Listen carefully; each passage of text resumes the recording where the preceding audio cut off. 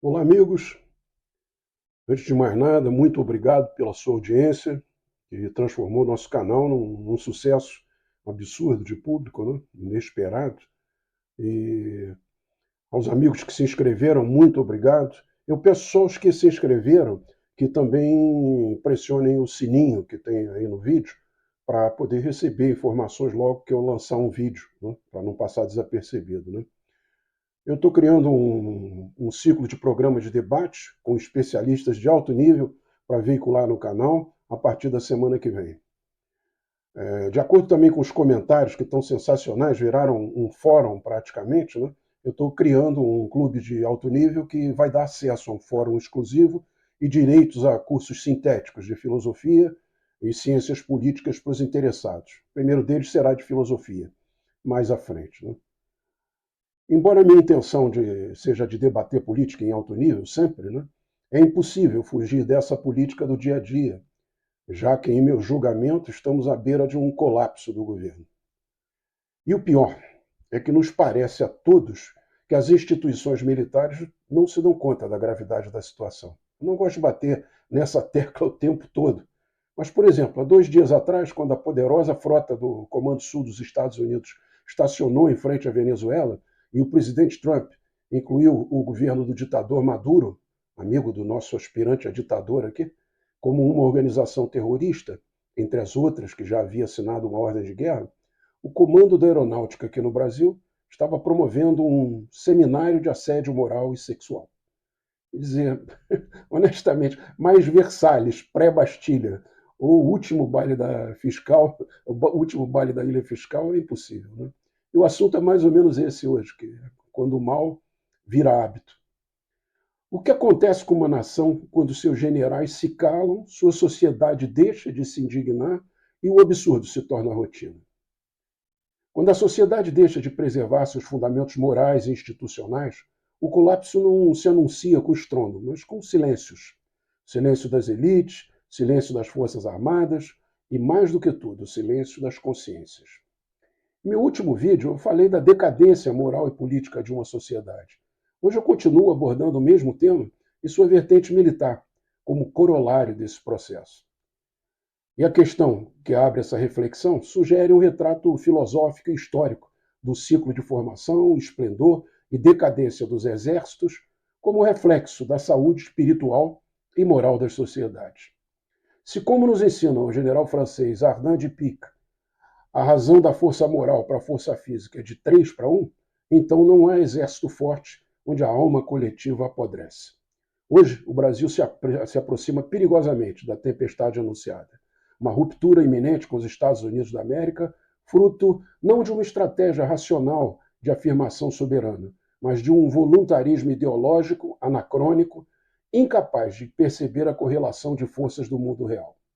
O governo ilegítimo, que se julga acima da história do bem comum, ao invés de preservar os laços com a potência que por décadas foi a nossa principal parceira comercial, científica e militar, prefere afrontá-la com bravatas diplomáticas.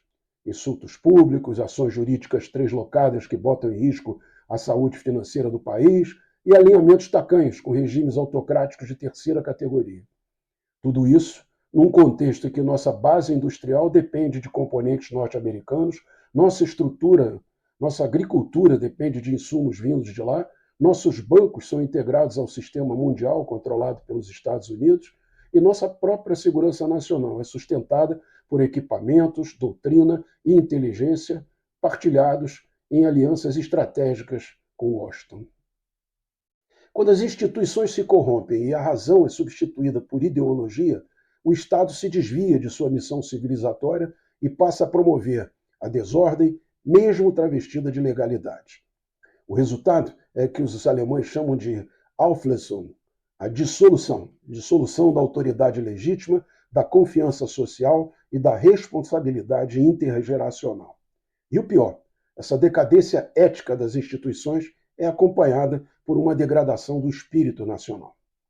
Quando o exército perde sua função simbólica de guardião da pátria, quando ele próprio cede à tentação de se manter irrelevante para não desagradar, a nação fica entregue ao acaso. Hannah Arendt Advertia que os grandes males não são necessariamente cometidos por monstros, mas por homens comuns que se recusam a pensar, a julgar, a agir de acordo com princípios. Ela chamou isso de a banalidade do mal. O mal, dizia ela, não precisa de ideologia para se espalhar. Basta o automatismo da obediência, a indiferença diante do injusto e a repetição do absurdo até que esse se torne hábito. É nesse sentido que o Brasil contemporâneo parece encarnar esse conceito com uma exatidão assustadora. Quando os generais silenciam diante do desmantelamento do Estado brasileiro, quando parlamentares ignoram o suicídio diplomático de um governo que brinca de bravatear contra a maior potência do planeta, quando o STF promulga leis corporativistas absurdas para proteger seus próprios malfeitos, quando a imprensa se omite, seja por covardia, conveniência ou militância, a sociedade é deixada à mercê da barbárie. Mas a barbárie aqui não se impõe com tanques ou armas, ela se infiltra nas rachaduras morais, nas pequenas torpezas aceitas como triviais. Vejam alguns exemplos. O gasto médio mensal de mais de 1,8 milhões no cartão corporativo do presidente da República. O escândalo do INSS, onde o governo, em vez de punir exemplarmente os responsáveis, apresenta como solução a criação de uma dívida pública de bilhões para ressarcir os contribuintes lesados pelos sindicatos, entre os quais um administrado pelo próprio irmão do presidente da República. Os altíssimos salários e benefícios do judiciário e do legislativo, os abusos de utilização das aeronaves da FAB, as caravanas da presidência pelo mundo afora com gastos obscenos de transporte e hospedagens, os piqueniques do STF em absurdos seminários em Portugal, bancados parte pelo erário e parte com doações de empresas que têm casos julgados naquela corte, o inacreditável perdão do STF a dívidas milionárias de corruptos confessos, o julgamento do STF por casos em que partes são representadas por parentes dos julgadores, as fraudes no pagamento do defesa aos pescadores, a transferência de renda do Bolsa Família pago a moradores de rua que terminam na mão dos traficantes, o desvio de medicamento e a lavagem de dinheiro no crime organizado no programa de farmácia popular, a enorme quantidade de congressistas com processos por corrupção no STF.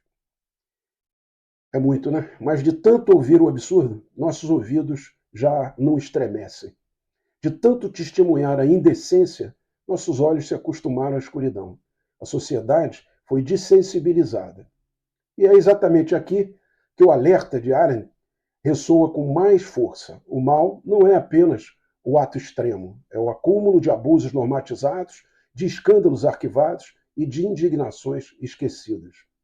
O problema maior não são apenas os valores desviados nesses casos, ainda que eles sejam uma afronta à razão e à justiça, mas principalmente o quanto estamos dispostos a tolerar em nome da apatia.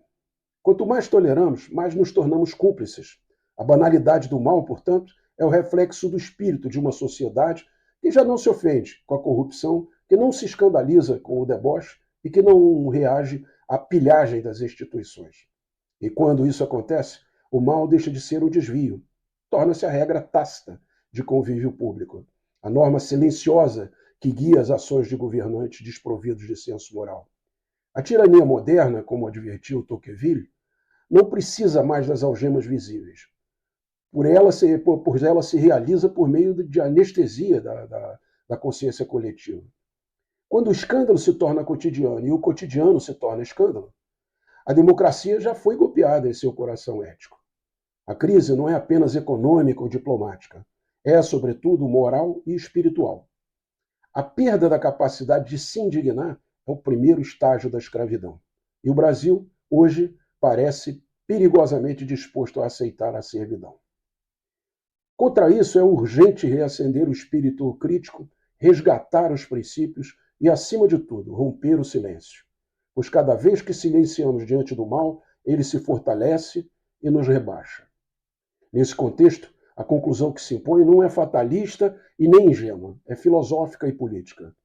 Um país que permite que sua classe dirigente o conduza ao confronto com uma superpotência, sem dispor de recursos militares, econômicos ou diplomáticos para sustentar tal embate, age como um náufrago que queima o último bote salva-vidas para iluminar sua própria vaidade. E as Forças Armadas que assistem a isso caladas ou anestesiadas por uma suposta neutralidade legalista, traem seu próprio dever histórico de servir como coluna vertebral moral da nação. Não para intervir, mas para lembrar com firmeza que há limites que não se pode ultrapassar impunemente. Como ensinava Montesquieu, a liberdade política não se encontra senão nos governos moderados. Mas para que haja moderação, é preciso que exista coragem moral daquele poder que é, de fato e constitucionalmente, moderador. Poder militar. A coragem de dizer não às fantasias revolucionárias, à diplomacia temerária e aos flertes com o caos. Sem essa coragem dos militares, um governo, mesmo um ilegítimo como o nosso, pode se atirar a cruzadas ideológicas, das quais restarão apenas ruínas e uma multidão órfã, sem ideal, sem líderes, sem exército e sem futuro. É tempo, pois, de reconstituir o vínculo entre a sociedade e suas instituições armadas. Em nosso caso, não do exército da perfídia, mas daquele, brioso, que antes da constituição do próprio Estado brasileiro, combateu em Guararapes em favor da liberdade. De reconduzir nossas forças armadas àquele ideal que lhes deu origem e trouxe honra e glória nas encostas de Monte Castelo e nos céus da Itália. A defesa da ordem, da liberdade e da soberania. Antes que a tempestade se abata, antes que sejamos novamente apenas uma multidão em estado de natureza. Acorda, Poliana.